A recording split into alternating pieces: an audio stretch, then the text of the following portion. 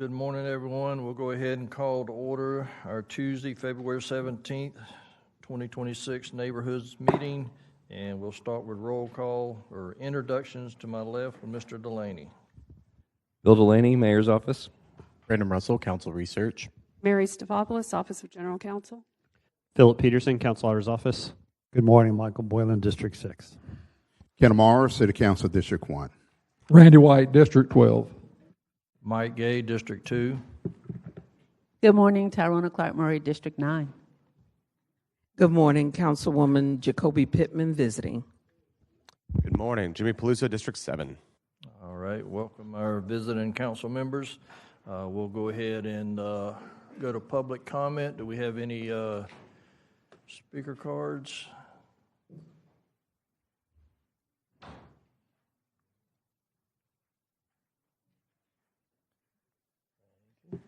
All right, our first speaker will be Mr. John J. Nooney, and you'll have 3 minutes to speak to a specific bill on our agenda, sir. Name and address for the record. 3 minutes. Thank you, Chairman. You're awesome. All right. I am John J. Nooney, Jacksonville City Council Resolution 2023-0819. City Council District 4, CPAC Planning District 3, School Board District 3. All right, quick shirt update. Nick Hallen is getting a shirt. The man is a superstar. FWC. Fishing with Confidence. Expanding on the Kenamaro FWC line of fishing hats and 2026-0004 007 Clara White, Moncrief Creek, Pottsburg Creek is Waterways Heaven 2026-0024. Agenda item 4. 2026-0063, and the NASA. Now, this is a new hat here. It's the Nooney Areas Supports Alcohol fishing hat. Now, this legislation should be citywide. DIA, downtown, includes alcohol. Now, where's Ernest Smith and the Urban Core CPAC? Will this be on the agenda for the 2/18/2026 DIA board meeting? Where is Colin Tarbert on this? Okay, moving on. Okay, just down to a minute 30. Moving on to excuse me. Agenda item 6, 2026-0066, a well permitting agreement between the city and the St. Johns River Water Management District. It's in neighborhoods, TEU, but not waterways or finance. TEU had the JE presentation, so is neighborhoods getting the JEA presentation?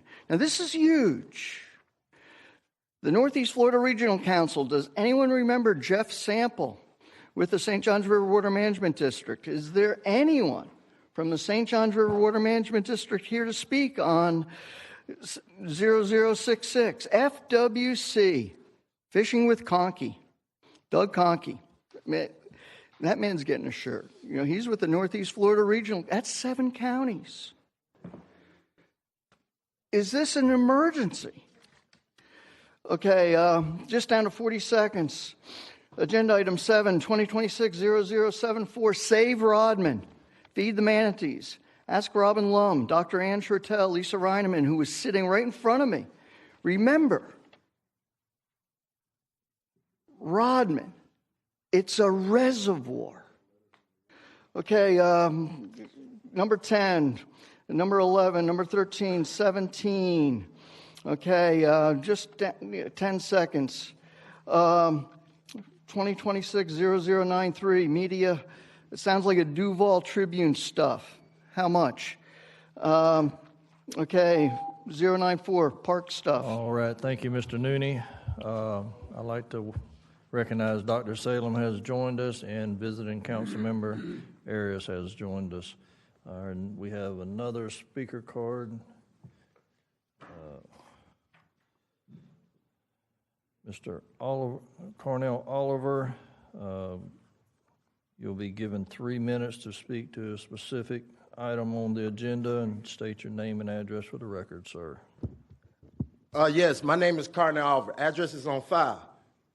This is really not a here and there, but this is more about accountability. I've tried to come into this building 3 times. because I have an injunction on me against a particular council member. I've been told no, I cannot be here now, and Mr. Oliver, let's speak to a specific bill on the agenda, please.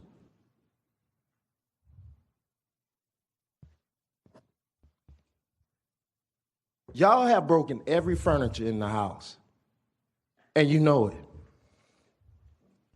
You have been manipulating the system. You work against the people like me. You pushed every button, and you know I see everything clearly. And the one thing that you know you will not do is the right thing. Because telling a lie is a lot more expensive than telling the truth Mr. Oliver, and standing on truth. please Y'all speak are to a corrupt. bill. Please speak to the bill. And you know it. Okay. There's no specific. Why would you put guardrails on truth? Mr. Oliver, I've asked you kindly twice to speak to the agenda. There's no agenda that can be discussed if it's not the will of the people. And that's one thing that you have not defined. Mr. Oliver, we do have an agenda, so. This is my time. Well, And I'm trying to, how many times have I brought issues before y'all? That's it, so no more, Mr. Oliver. Thank you, Mr. Oliver. That's, all right, stop his time.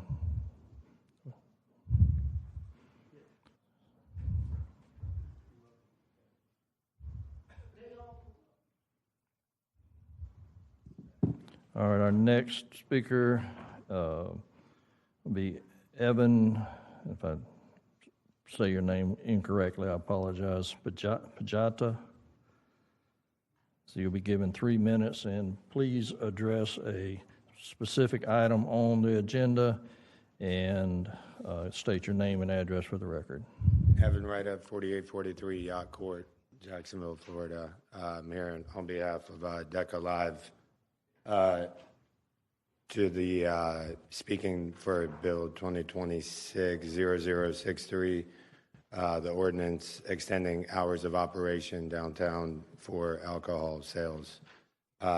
We're highly in support of it, and we have a lot of people that are in support of that. And we just wanted to point out that that will be a really good thing in terms of adding jobs to the downtown district, bringing in new businesses, getting more tax revenue for the city, and also creating an ecosystem downtown of having not just entertainment and concerts and all the fun stuff, but it'll bring in a lot of restaurants and a lot of people that have thought about, investing in downtown, but have just sort of sat on the sideline, kind of worried about when the turn will happen, waiting for, the Jaguars to do their thing and Pearl Square to get finished. This will kind of speed up the timeline for the downtown district.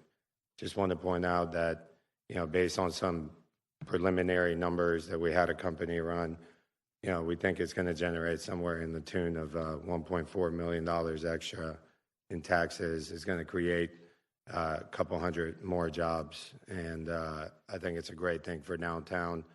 We all see the momentum that's happening down here, and I think it's time to get it, give it that little extra boost that it needs to just finally be there, not be 3 to 5 years away, like we've been saying for the past 35 years. So you guys have done a great job with everything else, with all the incentive programs down there and everything else. So you pass this, it'll speed everything up. It'll start happening very soon, right before your eyes. So thank you guys. Really appreciate all your hard work, and I hope you guys pass this.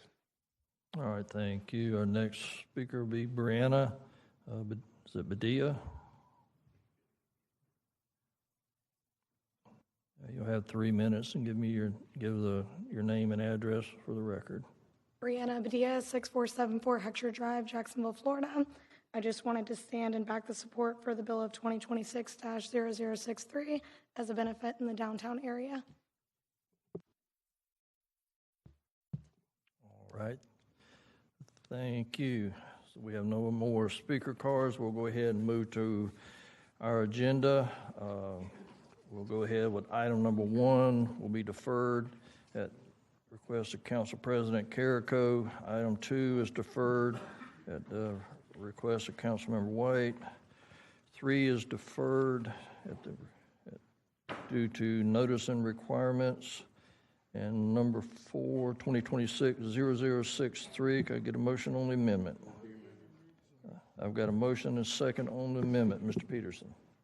Through the chair of the committee, the amendment would attach a revised map to include a legend identifying the 4 areas within the downtown zone that is applicable to this ordinance, striking North Core Church and inserting just North Core that was renamed through a 2022 ordinance, correcting a direction as it relates to outlining the specific districts, and then correcting various scriveners. All right, thank you. Any discussion on the amendment? Councilman Arias on the bill? Okay. Councilman on the bill or amendment?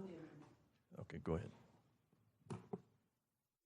Making sure, once again, good morning to everyone. Through the chair to Mr. Peterson. So your amendments are 1 through 4. Is that all? Okay, all right, then it's on the bill then. Thank you. All right, thank you. Let me go to Councilman Amaro. Thank you, Mr. Chair. Through the chair to Mr. Peterson, I kept looking for boundaries. I see North Core and Central Core, and so I didn't see a map where these boundaries are. How far north is North Core? How far where Central Core is? And so that's what I haven't seen it. That's what I'm. Through the chair to Councilmember Morrow. Yes, sir. Go ahead. If you pull up the bill, page 3, there is a map that outlines the areas that are the North Core, the Central Core, Sports and Entertainment District. It's not meets and bounds, it's word descriptions of what roads it goes down in forms. I can pass you my personal map it's a little bit better of a map than the one that's included in the legislation, just zoomed in a little bit more.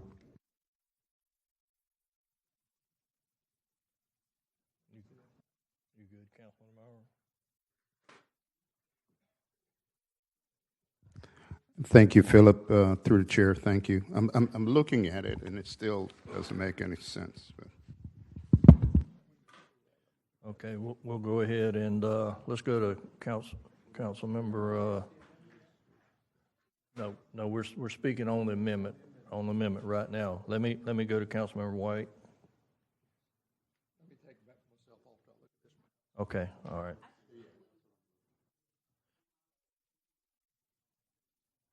Okay, I'll go ahead and go to Councilmember Clark Murray. All right, thank you, Chair. So to Councilmember Amaro, so if you look in, it should be in the bill, it's attached to the bill. So say for example, Broad and State is where that North Core area is going to begin, and then it talks about those 3 different distinct cores. So it does have roads as opposed to meets and bounds, like if you were filing a piece of, if you were purchasing property, it's not the same.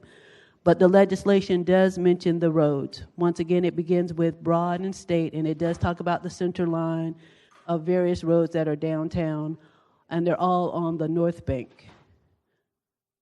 That's all I wanted to say, Chair, just to help him. But the information is in the legislation. Okay, so there's a map being printed out, and Mr. Rygold, you need a comment?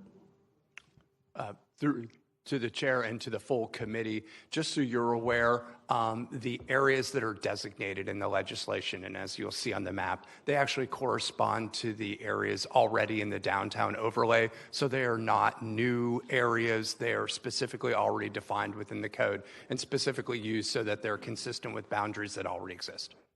All right, thank you. So let me go ahead to Dr. Salem on the bill. Okay. Councilmember Arias.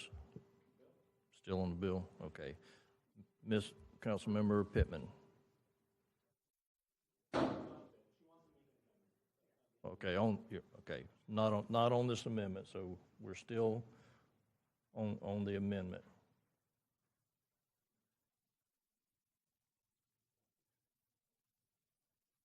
And the maps are being passed out at the moment.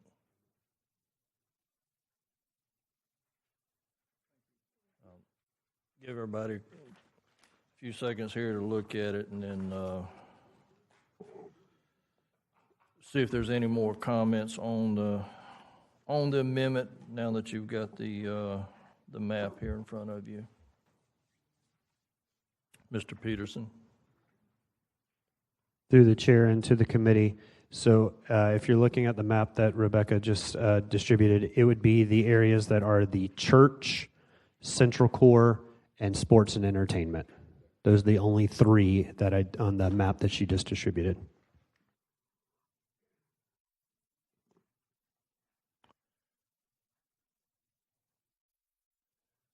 All right, any further discussions on the amendment?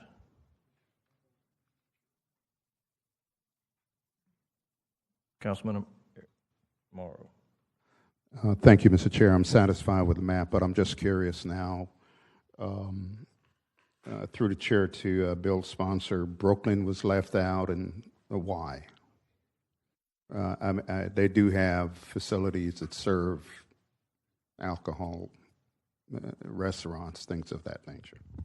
Chair, if I thank you, Mr. Romero. Through the chair, the reason why I specifically drew out this map was because I was creating a downtown district. Brooklyn is not part of the downtown urban core, and also Brooklyn is surrounded by a lot of residential multifamily homes. So really, realistically, what I was looking at was more of the entertainment district of Jacksonville. But you know, this is up for discussion for anybody to add anything they want to do. But I just know that adding something into an area where there's a lot of mixed-use multifamily, it wouldn't bode well with the neighbors. So I, on purpose, took out Brooklyn. Brooklyn is not really a place where people say, I want to go there to stay out late. It's just more for like dining more than anything else. So, yeah. And also, by the way, the map that was passed out, my apologies for not having it printed, but while it does say church, it's really the North Core. So just don't get that mixed up with like having churches or whatever the case is. And I'll speak more on that pretty soon. All right, thank you. All right, thank you. Councilmember White? We're still on the amendment. Yes, thank you, and through the chair to Mr. Harris. I had one call, and everybody's responded and pretty high on this thing, but I had one call that's almost on the line. I got a call from a company that said Adams and Hogan, the real thing, T-A-N-G, and they're almost on the line. I would like to add that with an amendment if we could, to go up maybe into Cathedral area, at least to Duval Street, if possible.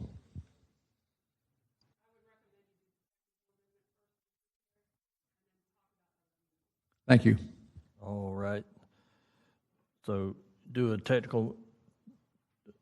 I recommend that you vote on the pending amendment now, as that's a technical amendment, and then I believe you have a couple of council members that would like to address other areas being included. Okay. So with that, no other speakers on the technical amendment. All in favor say aye. Aye. Any opposed? Likewise, none. The amendment carries. Now, Councilmember White.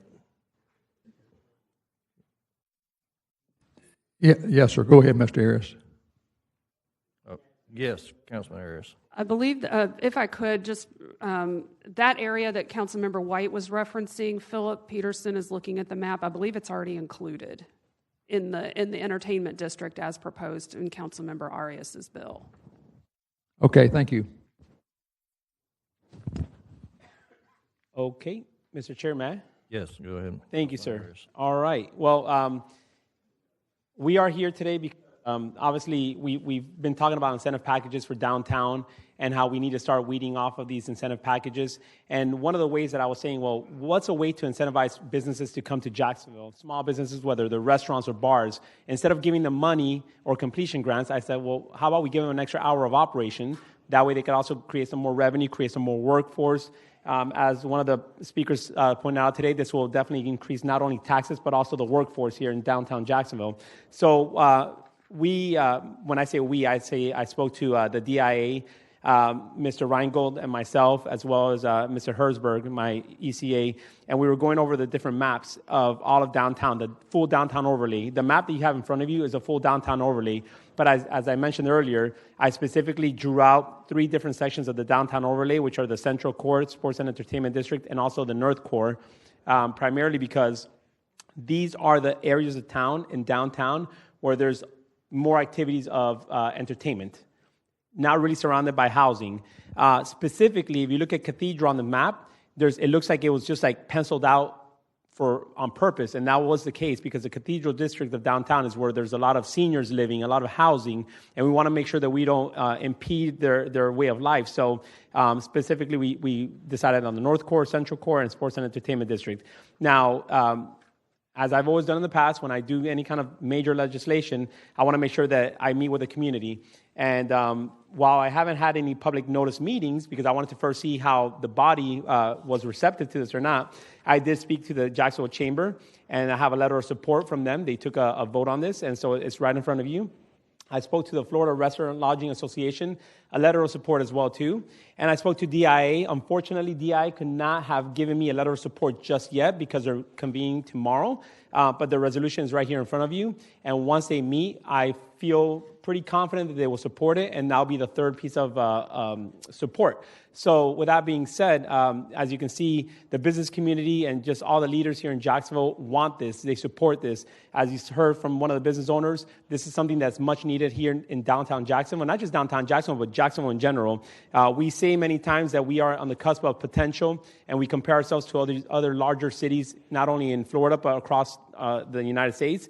And this is one of the components that I think is missing for us to actually be on the mark, on the map, to be able to say we are a world-class city. So I just hope that you guys support this, and if you guys have any questions, please feel free to ask me.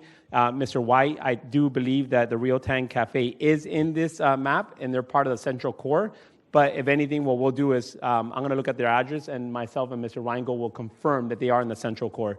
But yeah, I just hope that you guys support it. Thank you so much. All right, thank you. Let me go ahead and go to Councilmember Pittman, as I believe she's going to introduce something. Good morning. First of all, I wanted to see if there would be an opportunity to add 2 main corridors in District 10, which would be part of Main Street and also Norwood Avenue, where there's new development on both of those corridors. A few of the businesses have reached out to me to see if there's an opportunity that they can participate in this piece of legislation. And so today, that's why I'm here, to see if that can happen. Those businesses that are inquiring are businesses that have experience. And I think most of you all know, since I've been here, the corridor has been my main interest to help with economic development in the districts that are being developed. And so I'm here today to see if there would be an opportunity. Of course, I can't request it, but if someone on the committee could at least consider that. I have had an opportunity to talk to Ms. Mary to see if it would be an opportunity to do this in this particular bill. All right, thank you. Do any council members want to introduce the amendment? Go ahead, Ms. Murray. Yes, so I will move the Pittman amendment to include businesses on Main Street so that we can open it for discussion. All right, I got a motion. I've got a second. Mr. Chair, if I could, just to give you all kind of more concise information based on what Ms. Pittman is asking for. So she's looking at the Norwood Avenue corridor that goes from Norwood Avenue to the Gateway area, and then from 4800 North Main Street out to the railroad track. Those 2 commercial corridors are the 2s that she's looking at in District 10. All right, so I've got a motion and a second. So we'll open this up for discussion on the Pittman amendment. Okay, so I've got Mr. Boylan, you're on the queue. Is it on the bill or the amendment? All right, Ms. Murray. Thank you, Chair. So through the chair so first of all, Ms. Stefopoulos has, in a sense, answered one of my questions. I think some of the things that you need for this particular type of amendment is, first of all, you do need a map, and we do need to know what those street boundaries are. That's important. And then there's some other elements too, because with this bill, it's not just a matter of city ordinance, but there are statutory requirements as well. So you probably need to look at the statute to determine how that's going to fit with, especially with that community. I think one of the other aspects that needs to be considered, and I think Councilmember Arias, he mentioned it earlier about the distance to residential. Also, you have to think about the distance to churches, because, and I don't mean churches chicken, I mean religious institutions. So make sure that you have to check out those particular aspects too. Once again, I didn't mind moving it so that we could discuss it, but there's some other elements that you really need to research before you make that determination. Also, I know in my district, through the chair, that I'm having issues with parking lot parties. I mean, they just get out of control, and unfortunately, someone ends up losing his or her life. And so that's another thing to consider as well. One of the aspects that I like in this particular bill that Councilmember Arias has created is that they also consider security. And that's one of my concerns, because unfortunately, when people get alcohol in them, they have a tendency to become emboldened to do things that they probably wouldn't do if they hadn't consumed alcohol. So security and safety is paramount to me. So that's another issue that you need to consider. And once again, think about those things. I didn't mind moving it, but before it can be a part of this legislation, in my opinion, those are some aspects that you need to really research and consider. Thank you, Chair. All right, thank you. Let me go to Dr. Salem next. Thank you, Chair. I'm going to speak briefly on the bill, and then I will speak on Councilmember Pittman's amendment. When I was Councilmember Arias's age, my late mother would tell me, nothing good happens after 1 a.m. She might have extended it to 1 a.m., Councilmember Amaro. Of course, that was probably 30 years ago. And I still believe that, and I preach that to my kids that are about your age. But the world has changed. I now tell them, if you've had too much to drink, get an Uber. Give your keys to somebody else. Do not drive. Call me and I'll come pick you up. If push comes to shove, don't get behind the wheel of a car. And I think that philosophy has become pretty well publicized out there on if you are out drinking and you don't have somebody in your party that's not drinking, that kind of thing. So reluctantly, I'm going to support the bill on these particular areas because I think everyone that I've spoken to is supportive of these particular areas. So I'll support the bill. Now, on the Pittman amendment, my concern is these areas have been well publicized, and I think there's a good consensus behind those. If we're going to add any areas to this bill, I worry about the public hearings, and making sure that everyone understands what's going on if we extend it. So I would prefer to pass this bill as it is, and then if areas such as the ones Councilmember Pittman has mentioned want to extend their hours, come back with a separate bill so there will be public hearings and everything else, and we'll know how people feel about it in that particular area. So I won't support the Pittman amendment today, but would consider it if I was comfortable that the people around there were supportive of it. Thank you. All right, thank you. Mr. Boylan, are you still on the bill, or you want to? Okay. Councilman Amaro. Thank you, Mr. Chair. Don't know how I'm going to vote. I think the concept is great to expand. Honestly, don't know how many jobs it's going to create. It sounds like a good argument. Don't know how plausible of an argument it is. Speaking to the speaking to the Pittman Amendment, I saw that coming because there are communities who are going to feel that they're disenfranchised, that you have to go downtown. They can't operate until 3 in the morning when they themselves operate establishments that serve alcohol. And so I don't know what the remedy is. I don't know if it's a comeback. And if it does come back, will this body be willing to amend the legislation, or is this something that needs to be addressed now? But I understand her point that there are communities that are going to feel, there they go again, doing everything elsewhere and leaving us out. All right, thank you. So let me go to Ms. Pittman.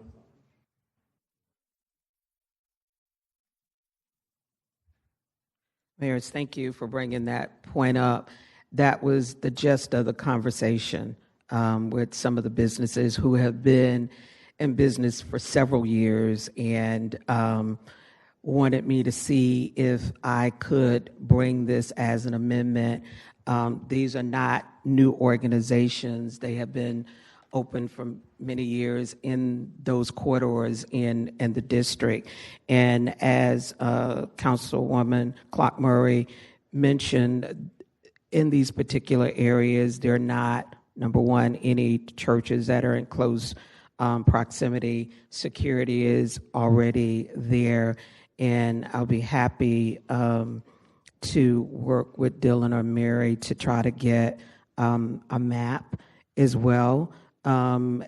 It's in an area, and I don't know if y'all have been to Gateway area from actually the forensic lab up into Gateway Shopping Center. They are really developing that area. And the same on Main Street. It is a commercial area already, and it will be designated to those businesses that are in the area that have restaurants and, you know, bars as well. So I just want to just say I'm sure probably at the end of the day, or when we get to the finish line, there will be probably other districts that have commercial corridors. And for me, I'm really trying to build those areas out from economic development, you know, working with Mr. Randall, Ed Randolph, in his department to see how we can build and benefit those areas as well. So that's why I'm asking if this opportunity is available to do it now. I'd rather do it. I also don't have a problem bringing it back, but I just feel like this is a great opportunity because it's consistent to what's going on downtown. All right, thank you. Let me go to Mr. Peterson. Through the chair to the committee and I guess to Ms. Pittman, trying to just get boundaries for this. Mary gave pretty exact for the Main Street corridor. The Norwood Avenue corridor, is that what would be the boundaries? Microphone, please. Right where the corridor start 95 and Norwood, it's up in that area. But once it turns to Norwood Avenue, it's kind of splits, and from that area to Gateway Shopping Center. So from 95 down to basically Brentwood Avenue? No, it's the other way. It's Norwood. So there's Brentwood and Norwood splits. So we would take, I think Kip School is right there, is where it starts, and then it goes down. So it's, and really to the railroad on both sides, where we're starting on Main Street, they run parallel together, the streets on Main Street. And then if you look at where Kip is and you come all the way down to where Gateway Shopping Center is, and it stops at the railroad tracks there. The railroad tracks just north of Gateway Yes. Shopping Center? Okay. Yes. All right, thank you. Thank you. All right, Miss Mary. Thank you. Through the chair to the committee, so there's been some discussion about public hearings with respect to adding additional areas to the bill. And as we had discussed this morning, Mr. Chair, and I had also discussed this with Ms. Pittman, if her amendment is approved, then my recommendation to the committee would be that it get rolled into a neighborhood substitute and then the bill be re-referred so that it can be re-advertised to include these additional areas, have another public hearing at council, and then come back to committees one final time, because we would be looking to add the map and everything that people have been discussing, which would add about 2 weeks onto the legislative process. But because of the substantive change that would be made here, that's why we would be recommending it as a substitute and a re-refer. All right, thank you. Let me go to Councilmember Boylan. Thank you, Mr. Chair. Given the comments both by a couple of my colleagues, I don't think it's a good idea, quite honestly, to pull this into this, because even though we'll give it 2 weeks, invariably other communities will be reaching out to me and others and saying, what about us? So I, with all due respect to Ms. Pittman, I would encourage you to come back to this as a freestanding bill, and perhaps for all the rest of us to take a look at our neighborhoods. Let this thing sit where it is, use it as a model or a template for the process, and see how it works in other areas. I have concerns about the bill, but right now I can't support the amendment. Thank you. All right, thank you. All right, so now let me go to Councilmember Clark Murray. Thank you, Chair. Additionally, through the chair to Ms. Pittman, I know that there's a very vocal group for the residents in Brentwood, especially near the near Kipp School and the current, I hate to say morgue, but that area. I know they're very vocal, and they would not take it kindly to not having input in regards to what you would like to do for those businesses. And so at this time, I'm very much in alignment with Ms. Stefopoulos and Councilmember Boylan as to you, for this amendment, for you to bring it back as a full bill. I think to attach it to this bill is a little confusing, and I also have the same concerns that Councilmember Amaro brought up earlier, and he mentioned the same word, is disenfranchisement. I'm thinking about the same types of businesses that are in District 9. Well, I can hear them saying, what about us? Why can't we now change our times and business? What about us?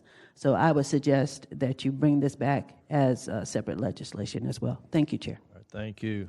Dr. Salem?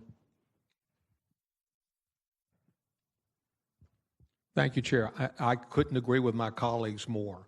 Let's pass this. There's a consensus behind this. And then if Councilmember Amaro wants an Arlington area for drinking, down University Boulevard North, or Councilmember... I understand, but there were opportunities for others to come back with separate legislation. There's a consensus behind this one. I would respectfully ask you to withdraw yours. Let's get this passed, and then bring back any other areas in town that might want it. Thank you. All right, let me go to Colonel Miller for the first time on the amendment. Thank you, Mr. Chair. Through the chair, I agree. So I think there's a good way forward for both. Let's get this through now, and then let's shift focus, make sure everyone from throughout your areas as well as the other district areas have had an opportunity to weigh in, and then we can take further action. It's not a no, it's just how we go about this. So I would say I agree. Let's move this through, and then let's shift focus to make sure others are heard, and then an additional piece of legislation or pieces are then given an opportunity. Thank you, Mr. Chair. All right, thank you. Let me go to Councilmember Pittman. To everyone, first of all, I want to just say thank you for the discussion. You know, a lot of the things that we do downtown and other parts of our districts, those businesses want the same thing.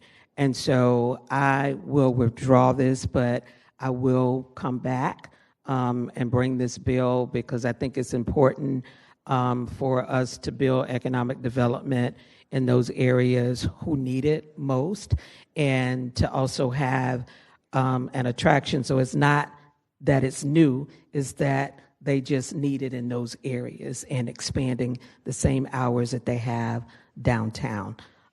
That's basically what I wanted to do today, to have the conversation and consider, if not, putting it in this bill and developing another bill. Thank you. All right, thank you. Let me go to Mr. Delaney, and then I'll go to you, Ms. Mary. Thank you. Through the chair to the body, I want to express the support of the mayor's office for this measure.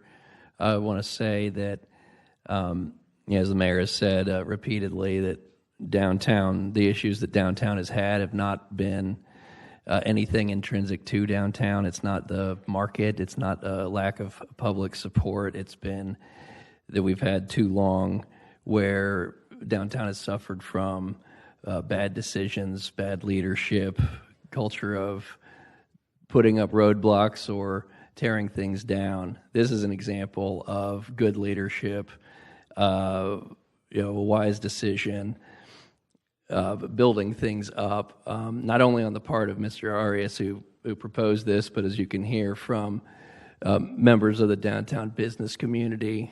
We're pretty cued in. We haven't heard really anything besides, hey, this would be a good idea. So we are in support as well. All right, thank you. Ms. Mary? Thank you, Mr. Chair. So to the extent that Ms. Pittman has indicated she would desire to withdraw, as it was moved by Councilmember Clark Murray and seconded by a member of the committee, if Ms. Clark Murray wants to withdraw it as the motion maker and there's no objection from the seconder or the remainder of the committee, you can, as chair, consider it withdrawn at that point. All right. Murray. Okay, thank you. Through the chair to the body, I withdraw the motion to create an additional special alcohol district in Northwood as described by Councilmember Pittman. All right, do we got a second? Yep, it's a little more informal in committee, so if to the extent there's no objection from the committee, Mr. Chair, then you can consider the motion withdrawn, and then you would just need a motion on the bill as amended by the technical amendment marked on the agenda to move forward. Okay, so we're in agreement that the Pittman amendment is withdrawn, and so can I get a motion and a second on the bill as amended? I've got a motion and a second on the bill as amended. Ms. Clark Murray. Thank you, Chair. Mr. Reingold, I think you were coming forward anyway. Come on, in regards to this bill. I just have a couple of questions, maybe one question. So I know what the statute says in regards to hours for businesses that sell alcohol, because there are some limits Monday through, well, I don't even want to talk about the date. So the timeline in the statute is 7 a.m. to 2 a.m. or is it 3 a.m.? I think so. So I'm trying to look at what's the change that's being made here, and when is the time that they cannot sell alcohol? That can remain open but cannot sell alcohol. I'm trying to get some clarification. Yeah. Through the chair to Councilmember Clark Murray. So the statute, and I'm reading from 562.14, which is actually referenced in the ordinance code, except as otherwise provided by county or municipal ordinance, no alcoholic beverages may be sold or served between the hours of midnight and 7 a.m. So that's the statutory default position, and then obviously the counties and cities can then enact different ordinances accordingly. I'd be happy to answer any additional questions. Okay, thank you for that. So what the introducer is proposing to do is that from 6 a.m. of one day to 3 a.m. of the next day, the business can sell alcohol, food, regardless. But then from 3 a.m., I don't know, I guess I'll say, 3:01 to 5:59, for like that time period, there will be no alcohol available. You can consume food, you can remain open, but no selling of alcohol. Yes, generally there could be no alcohol sold, consumed, served, or permitted to be served or consumed on the premises between the hours you described. Sorry, through the chair to Councilmember Clark Murray. Okay, all right, thank you. That's the only clarification I needed. just one other thing. Thank you, Mr. Rangel. That's all my questions for you. Through the chair to Councilmember Arias. One thing, and I mentioned it earlier, is that I hope that the businesses think about the perhaps enhanced security that they'll need because of the additional hours. And I don't know whether that means they want to get together and pay for additional security, but I think it's something that needs to be considered, because once again, what alcohol does to those who consume it, they become emboldened and they do things that are foolish. That doesn't always involve someone brandishing a gun. It involves fights. It involves just, in some cases, mayhem. So they may want to consider, and you might want to make it a part of your bill. I don't want to add any amendments to it. I'm going to leave it up to you for increased security. So if those businesses want to have additional hours, operate during those additional hours and sell alcohol, they need to have increased security. Thank you, Chair. All right, thank you. Let me go to Councilmember Boylan. Thank you, Mr. Chair. Councilmember Clark Murray just set a perfect segue for me to, through the chair to Councilman Arias. I too am concerned about property damage, violence in the areas. Was there any consideration of incorporating into this bill additional requirements of the vendors in terms of providing additional security? And if not, how viable is it that we can incorporate something like that into the bill? Through the chair. Through the chair, Mr. Boylan, yeah, I thought about that. But the way I see it is, initially I wanted this bill to be to 5 a.m. And I said, well, let's see how this will work. And I said, well, let's bring it back to 3 a.m. So an extra hour really, I don't think will make a difference. What's going to happen is people are, instead of going to the bars or the clubs a lot earlier, they're going to get there maybe at 11 o'clock at night. So they'll probably still have the same amount of hours. The biggest thing, though, for security purposes, though, I did speak to some of the business owners, and they already have security on staff. If anything, they have more than enough. But also, Councilmember Peluso in his district, in the 5 Points area, he created a special taxing district where they are obviously offsetting for security officers and also some cleanup issues that they're having. So should this become an issue in the future, I would consider then creating a special district where this exact map would have to buy into it, and then they'll have to pay for that. But I don't want to force them to do that until we see exactly how it will work out. Like I said, these are not new businesses. They've been operating for many years now, so I don't see an issue with it. They know how to conduct business and how to operate and how to have security and keep people safe. But that could be an option in the future should we want to go that route. And I appreciate that, and I'd love to see us put into place some kind of analysis of what happens. How does this change the composition of the community in terms of litter, violence, et cetera?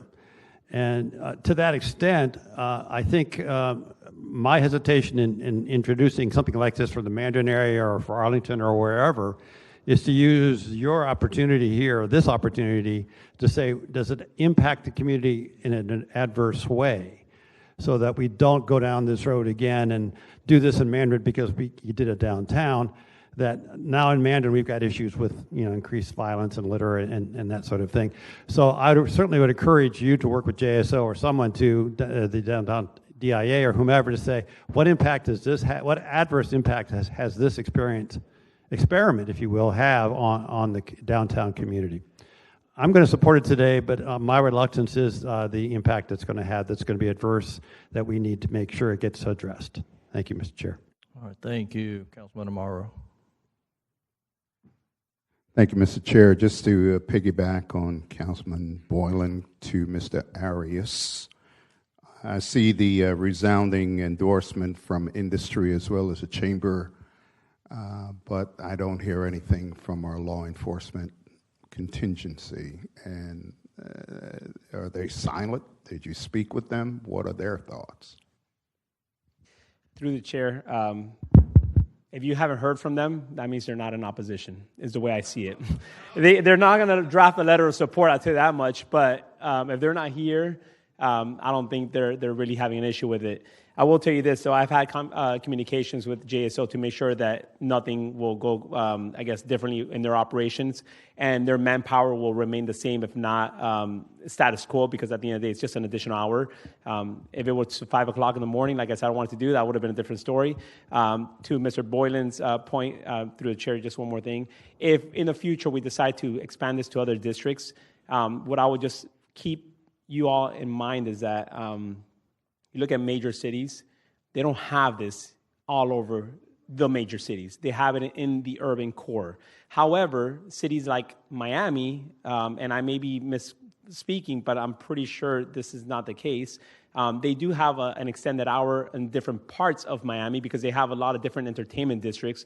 But the main urban core in Miami is 24 hours to an extent. So if we go down that route, I will then one day ask to make downtown 24 hours. But all jokes aside, this is the urban core. This is really where entertainment is at. And that's why I focus on this specific area. It's not even my district, let's put it that way.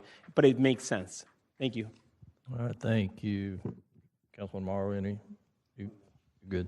All right, Councilmember Boland. I do appreciate that through the chair, Mr. Arias. In Miami, as you know, there's a million municipalities down there. They all have their own. So each district down there that you talk about probably is like North Miami, Avondale, whatever, Hallandale, whatever. They've got their own ordinances. Well, I appreciate the fact that that's a little different down there. But thank you. All right. So no other speakers in the queue. I'll add a few comments from the information I've received. It's been a lot of, I guess, opposition to it that I've received from the community of concern. One of the areas I guess would like to ask about, the beaches is already pretty well an established area. Have they cut back their hours down there? What is their hours of operation? Well, Mr. Chair, I don't know that answer. I will tell you this, though. The beaches, Mr. Reingold, through the chair, may I call Mr. Reingold very quick? Yes. Mr. Reingold, the Jack's Beach, even though they're part of Duval, I think the statute, they have a different statute than ours, correct? Or would our statute also apply to theirs when we're talking about the city of Jacksonville? Go ahead, Mr. Through the chair to Councilmember Arias, I'm not familiar with the exact hours of operation that the beaches have, although just my recollection of me as a younger person, when I was a younger person, it was like 2 a.m., it was consistent, but they would have their own, hours that they could sit out there, but I'd be happy to research that issue and get it back to any council member who's interested. And to my point, Mr. Chair, is that I would just say that the beaches have their own, obviously, government over there. And if they wanted extended hours, that's something that they would have to probably take up on their own, not us over here. Then again, I don't know. This is all new territories. But I think I know for a fact it's the 2 a.m. Specific parts of Jack's Beach. Yeah. My point was kind of a comparison, since they already have a district like what we're trying to create. So it kind of gives us something to compare at. So I'll look at more into that as well as this. Go ahead, Mr. Ayers. Yes, Mr. Chair. One more point to compare beaches to downtown. Jack's Beaches, that's not an urban core. They're surrounded by so many different residentials, multifamily, single families. So we can't even compare that to our downtown urban core. That's what I'm saying. Like, even though the Jack's Beaches is a quote-unquote tourist destination, they're not even in the same ballpark as what downtown Jacksonville is in. We are truly an entertainment district here. Thank you. All righty. Well, I've got more popping up in the queue here now. Colonel Miller, I'll go ahead to you, then I'll come back. Thank you, Mr. Chair. Through the chair, I just did a quick check with JSO since Councilmember Boylan and I think a couple others brought this up.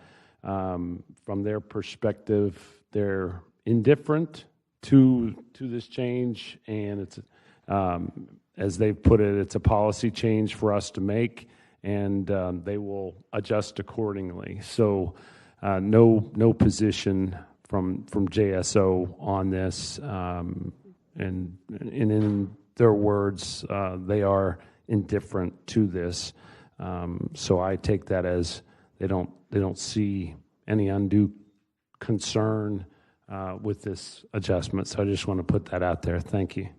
All right, thank you. Ms. Mary? Through the chair to the committee, so the city of Jacksonville Beach generally allows for consumption of alcohol until midnight. However, certain qualifying establishments can receive a permit from the city of Jacksonville Beach to have alcohol sales up until 2 a.m. but that's by permit only, and they have to have that renewed each year. All right, thank you. All right, with no other speakers in the queue, and I'll keep looking at all the impacts that it would have in our community, and I won't be supporting it at this point, but I reserve my right to change my vote as this moves through. So with that, let's open the ballot and cast your vote.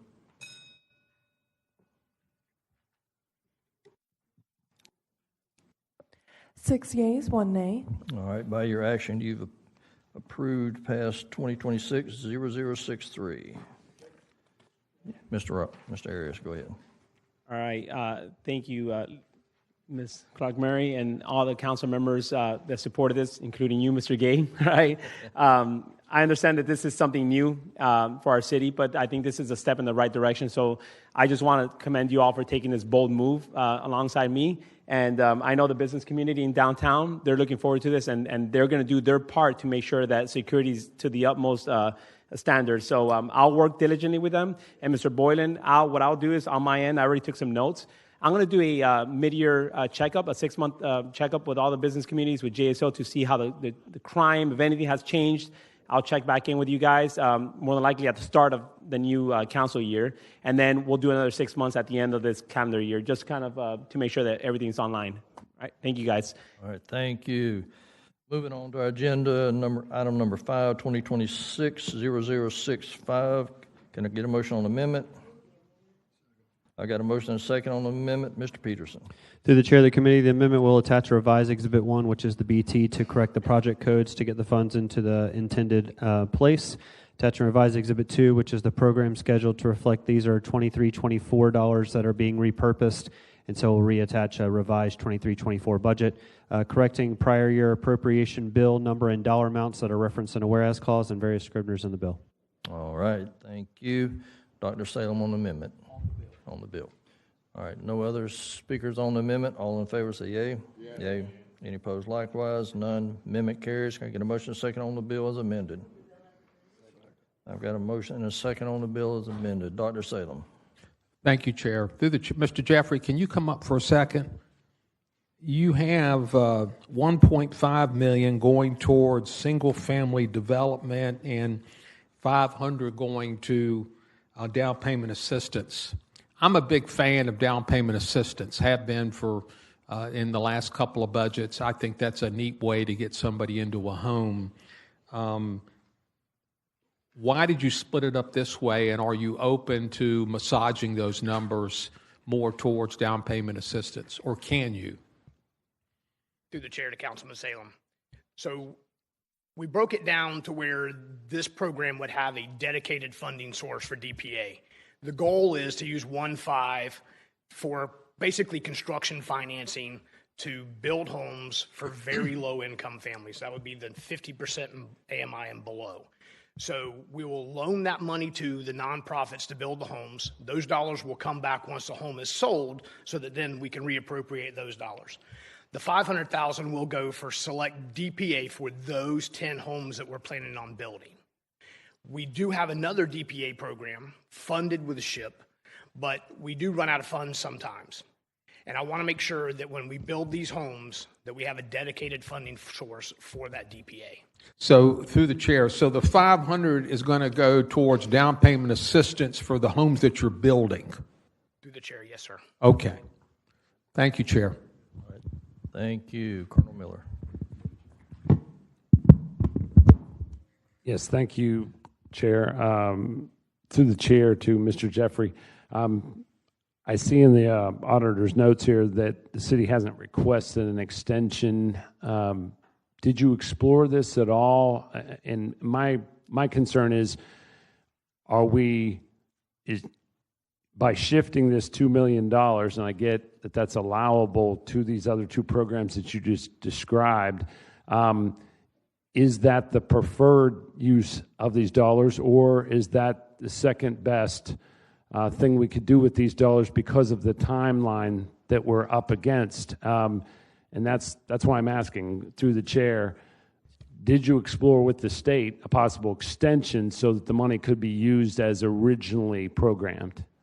Through the chair to Councilman Miller. Let me answer that in two parts, if you don't mind. So our SHIP dollars, historically, we used to get about 1.3 to 1.8, somewhere in that neighborhood. And then in 21, they passed a bill that said that the state could no longer sweep the Sadowski Fund to shore up the budget, the state budget. So all those dollars now had to go to the municipalities. In 21, we started receiving anywhere from like $7 million up to $9 million. So, a huge infusion of funds to have to use for the same strategies that we were currently using them for. The funds come to us with set-asides, 65% home ownership, 75% construction. There's a 30% very low and a 30% low set-aside for those funds that has to be used. The only way we really can achieve that 30% very low was in the owner-occupied rehab program. So we put a lot of funds into the owner-occupied rehab program. When we started receiving the increased funding, we added staff, we added a rehab specialist to try to help move those dollars faster, but we just can't move them fast enough. So in the amendment here, or in the notes, it does show that we're a little bit behind on encumbering our dollars for this year. We've been in conversations with our TA provider, with the state. We really can't apply for an extension until June because they want to know exactly how much we're behind, and they want an action plan as to how we're going to fix that. This here, in my eyes, this is the way that we create additional programs to help expend those dollars a little bit faster. We did outsource some of our rehab this year. We did an RFP, and Builders Care won. They won, so we provided them some funding to do some rehab. And then this is just another tool to help us expend those dollars. And we will meet all the set-asides. We'll meet the construction, we'll meet the home ownership, and we'll meet that very low set-aside. Okay. Through the chair, just one more question. Mr. Jeffrey, if you had one more year, if the extension was granted going to June 30th of next year, would you still pursue this approach? Through the chair, Councilman. Yes, sir, I would. Okay, that's what I wanted to ask. Thank you, Mr. Chair. Thank you, Mr. Jeffrey. All right, thank you. Let me go to Councilmember Clark Murray. Once again, good morning. Good morning, Mr. Jeffrey. So just a couple of questions, because I know with this particular bill, time is of the essence, and the Councilmember Miller did mention about the extensions. So he mentioned the extensions on our part. So thinking about on the state's part, so the state can offer an extension? Through the chair, yes, ma'am. And when would they normally offer an extension if they were going to offer one? Through the chair. So our fiscal year is up June 30. So we will, at the first part of June, we will apply for an extension, given them the amount that we have. If we have not encumbered all the funds at that point, we'll have the actual number, and then we'll have an action plan of how we plan to expend those and the date that we plan to expend. I do understand that. So can the state, on their part, offer an extension as well, or do they offer an extension after the request is made? What is the process? Through the chair, it'll be after the request is made. Okay, all right, so that does clarify a few things for me, but I just encourage everyone to support this bill. I mean, he mentioned about the allocation of the dollars, and we don't want to lose these dollars because, once again, time is of the essence, and because of the fact that you can't make the appeal for an extension until June, and the time frame is the expiration date will be the 30th of June. So let's support this. Once again, time is of the essence, and the funds are going to be used specifically for owner-occupied rehabilitation, for single-family homes, and for down payment assistance. So let's support this. Thank you, Mr. Jeffries. All right, thank you. No other speakers in the queue. I've got a motion and a second on the bill as amended. Open the ballots and record your vote.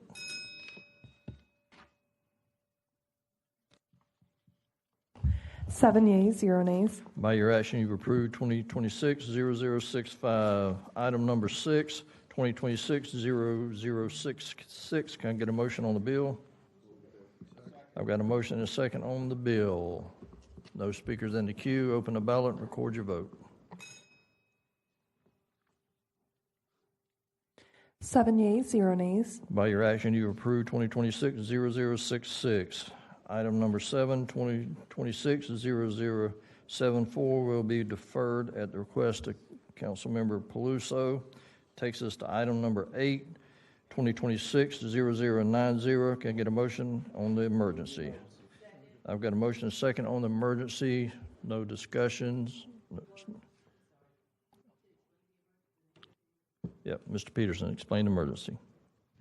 I'll take care of it, Mr. Chair. So the nature of the emergency is that we have several appointments pending for the Board of Supervisors for the district, and those seats need to be filled as quickly as possible to ensure they can meet their applicable requirements under their charter and state statute. So this is a cleanup issue for the appointments to that board. So these can be made effective before those appointments finish going through the legislative process.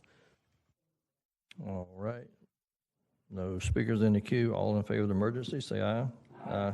Any opposed likewise? None. Motion, emergency carries. Can I get a motion second on the bill as an emergency? I've got a motion and a second on the bill as an emergency.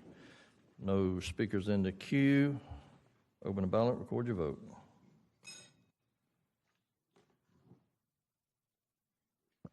Seven yeas, 0 nays. By your action, you've approved 2026-0090 as an emergency.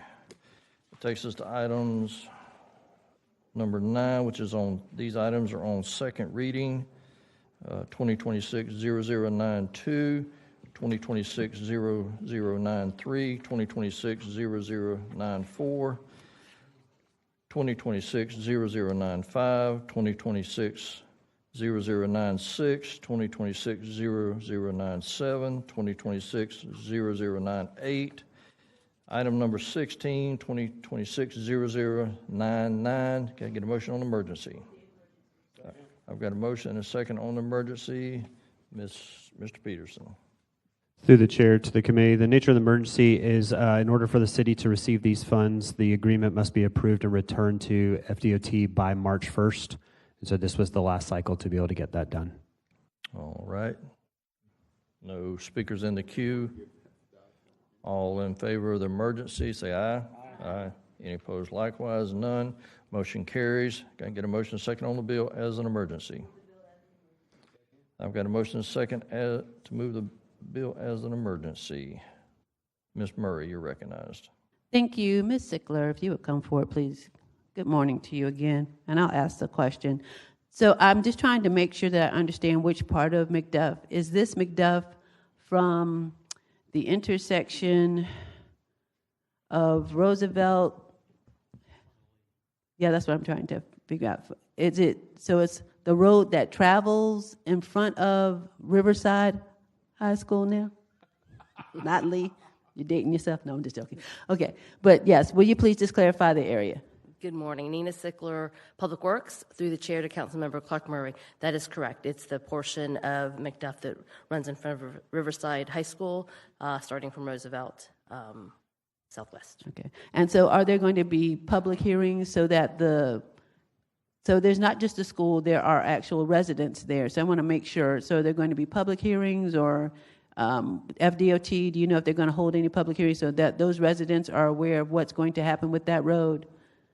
In this case, the project is simply to add a lane. There's no moving of curbs required, so it's a restriping project. We expect that the addition of that turn lane in front of the school will help with the traffic flow, but we're not losing any lanes or making any real access management changes. So if through through the district council person we'd like to speak with the public, we'd be glad to, but in general, we believe it's a pretty non-invasive work that's being planned. All right, sounds good. That's good. Thank you. Thank you, Chair. All right, no other speakers in the queue. I've got a motion and a second on the bill as an emergency. Open the ballots, record your vote.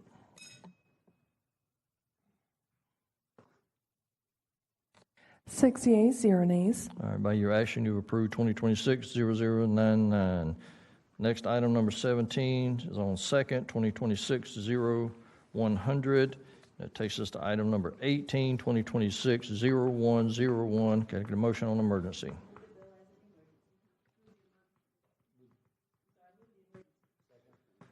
All right, I've got a motion second on the emergency. Mr. Peterson. Through the chair to the committee, the nature of the emergency is there are immediate repairs that need to occur in the garage downstairs, and so that's why it's before you as a request. All right. No speakers in the queue on the emergency. All in favor say aye. Aye. Any opposed likewise? None. Emergency carries. So can I get a motion on the amendment? I've got a motion and a second on the amendment. Mr. Peterson. Through the chair to the committee, just to attach a revised Exhibit 1, which is the BT, to correct the labeled funding source. No change in what's in your bill title description. All right. No speakers on the amendment. All in favor, say aye. Aye. Any opposed likewise? None. So the amendment carries. Can I get a motion and a second on the bill as an emergency as amended? I've got a motion and a second. No, Mr. Boylan. Ms. Sigler, through the chair, are they going to be adding extra cushions to the pillars for idiots like me who scrape their car? It's no need to answer it. I pulled out of here last Tuesday night. I went, oh man, it's pilot error, no question. But are they going to be, in all seriousness, doing any kind of improvements to the pillar padding so that folks like me don't ruin their cars? Through the chair to Councilmember Boylan, this project does not include that. This is for some concrete changes, but we can certainly get an estimate for that work and determine how much that would cost. Okay, do you want to? All right, Dr. Salem. Thank you, Chair. What is the total amount, through the chair, in this debt interest savings? You're appropriating $547,652, but what is the total amount there? Through the chair to Councilmember Salem, it's just over 14.1 million in the current year. Wait a minute. Let me make sure I understand this. There's $14.1 million available there? Through projected, so the city's quarterly summary was issued 2 weeks ago. Our office issued our report on Friday. The projections in that quarterly summary estimate that there will be $14.1 million available dollars at the end of the year. And I think you and I discussed this, and your position or the council auditor's department's position is, let's don't move this anywhere else for the time being. Let's wait a little bit before we put this towards completion grants or something like that. Is that correct? Through the chair to Councilmember Salem, we did discuss it. Our office's hesitation is always we're only through the first quarter of the year, and so revenues are down a little bit through the first quarter, and so all of the elements that add up in the general fund, excess revenues, excess expenditures, if you will, all have to balance out, and hopefully you finish the year in a positive nature. There are two other bills that are on your agenda today that are on second read and will be up next cycle that utilize this funding source. And there is a fourth item that has gone through the MBRC process that I would expect to be filed at the next council meeting that utilizes this funding. The other two bills that are filed and the fourth one that is coming do add up to a total of almost $7.9 million, which would leave about $6.2 million still available. Items like this one that are addressing immediate needed repairs, I don't know that we would say don't do this. The other items are policy decisions on whether or not to fund those completion grants in the current year or wait later in the year to see if they should be funded with this year's dollars. So through the chair, the 7 point new where there's bills coming forward, they're by the administration or they by the council? Through the chair to Councilmember Salem, all four of the items would be requests from the administration. Can you very quickly educate me on what the 7.2 is going towards that is coming forward in the near future? Yes, sir. If you flip back a page in your agenda, item 17, 2026-100 proposes to use $2.275 million to fund the non-departmental portion of the 2% lapse. This is, okay, this is through Doge, the commitments like Gator Bowl and those fixed amounts. That's correct. Okay. If you flip forward a page in your agenda, I believe it's item number 2026-103, proposes to use almost 4.3 million for completion grants related that will become due next year. So you'll see the top line, 4.297 million. That is funding 2 of the Gateway completion grants. This is Gateway completion grants. That's correct, for the Pearl Square project.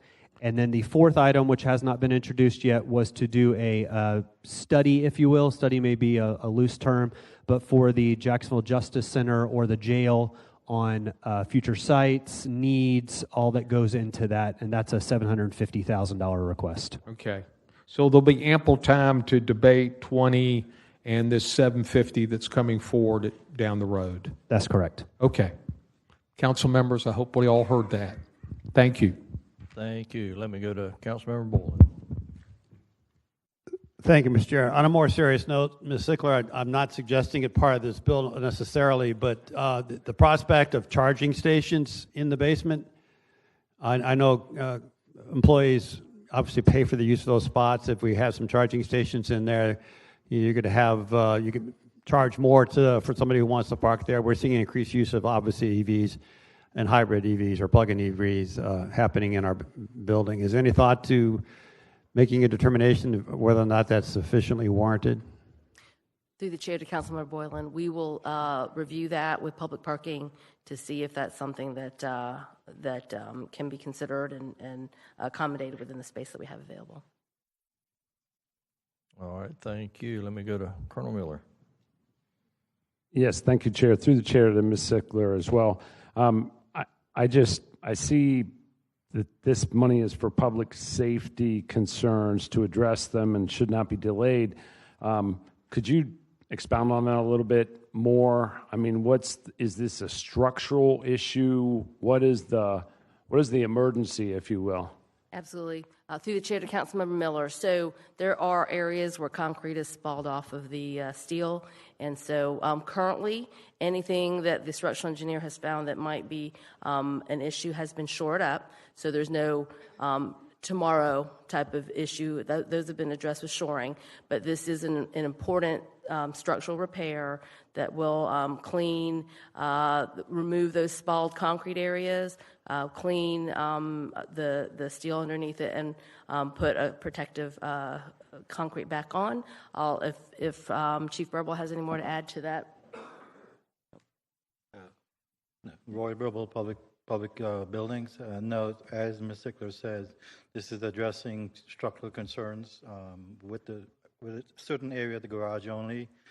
The entire garage has been evaluated by a structural engineer, but we've only identified certain areas on one section that needs repairs, and that's what this addresses. Okay, thank you both through the chair. I just want to make sure when we're drawing out of debt interest savings, that it, as was pointed out, that this is something we need to do now versus, okay, we have the money, so let's do it now. Well, there are a lot of things in that category, so thank you for explaining that. Thank you, Mr. Chair. All right, thank you. So no other speakers in the queue. I've got a motion and a second on the bill as an emergency as amended. So open the ballots and record your vote.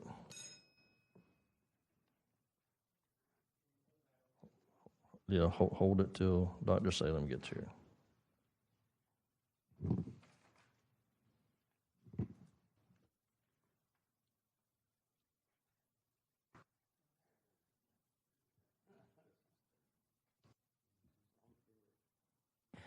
Seven yeas, 0 nays. All right, by your action, you've approved 2026-0101. Takes us to item number 19, 2026-0102 is on second. And 2026-0103 is on second, 2026-0104 is on second, 2026-0105 is on second, and 2026-0117 is on second. And the final item, number 24, 260118 is on second, and that concludes our meeting. And Dr. Salem, you're recognized. Thank you, Chair. Just for the purposes of the committee, at Doge tomorrow at 11 a.m., we're getting a full presentation on the healthcare initiative from the Bailey Group, and they've indicated there are several $1 million in potential savings, excuse me, that they can recommend. So I know a couple of us will be there, 3 of us, but any others that would like to see that, please attend. Thank you. All right, thank you. With that, we are adjourned.